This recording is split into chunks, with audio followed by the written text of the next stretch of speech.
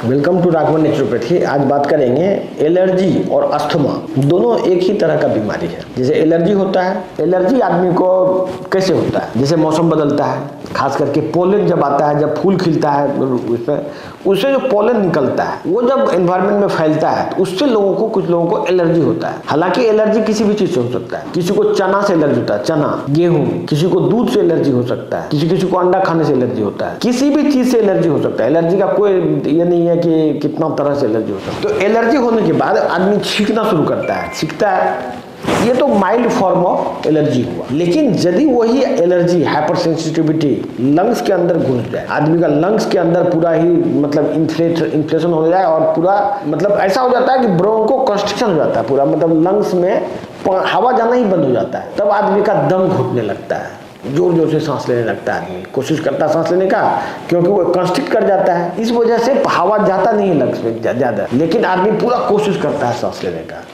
इसको बोलते हैं डिस्निया। और यही चीज होता है दम्मा में। बीमारी शुरू होता है एलर्जी से, थोड़ा भी बात हुआ, छींक आया, एकदम दम फूलना शुरू, इसके बाद फिर वो कुछ नहीं कर सकता है। उसके लिए फिर डॉक्टर उसको स्टेरॉयड और ब्रोंकोडायलेटर देते हैं। लेकिन ये बीमारी शुरू कैसे होती है इसके बारे में कोई बात नहीं करता। ये जो दम्मा है, दम्मा का बीमारी है, ये कभी भी हो सकता है। देखिए किसी को दम्मा जाड़ा में ज्यादा हो सकता है, वही किसी आदमी को गर्मी में दम्मा हो सकता है, लेकिन प्रायः ये जाड़ा में ज्यादा होता है, क्योंकि ठंड के प्रभाव से भी ब्रोंको कंस्ट्रिक्शन होता है। जैसे ठंडा हवा गया अंदर तो लंग्स का जो ब्रोंकाई है वो सिकुड़ जाता है। एक तो हवा ठंड की वजह से भी कम जा रहा है और दूसरा एलर्जी भी हो गया उसको, तो ठंड में ज्यादा सीरियस ये बीमारी दिखता है, गर्मी में उसको ही बीमारी कम सीरियस दिखेगा। लेकिन ये बीमारी शुरू कहाँ से होती है? ये शुरू होती है इम्यून सिस्टम से। इम्यून सिस्टम में जब आप खाना का भोजन करते हैं तो भोजन के साथ आप जो ले रहे हैं कार्बोहाइड्रेट और ये अननेसेसरी का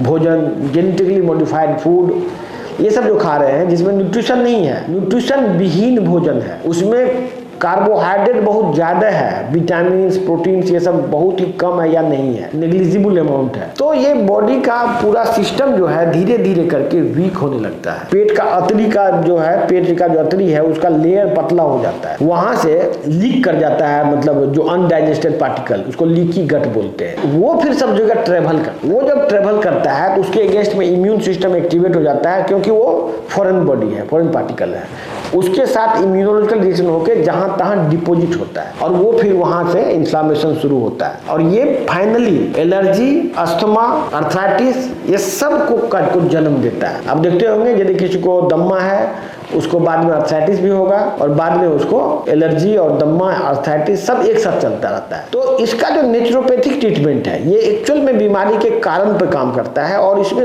कोई दवा की जरूरत नहीं है। वो जो दवा आप खा रहे हैं, स्टेरॉयड, ब्रोंकोडायलेटर, इससे बीमारी ठीक नहीं हो सकता। ये तो आपको क्या करेगा ना, जैसे स्टेरॉयड लिया, स्टेरॉयड क्या करेगा, प्रोटीन को गलाएगा, लंग्स में छेद हो जाएगा, लंग्स में बड़ा छेद हो जाता है, एम्फाइसेमा बोलते हैं उसको।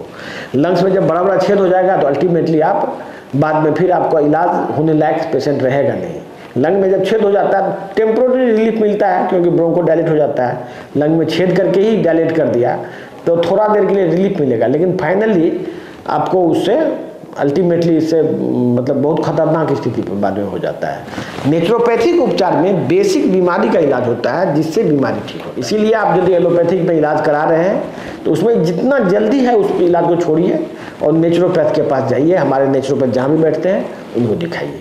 धन्यवाद।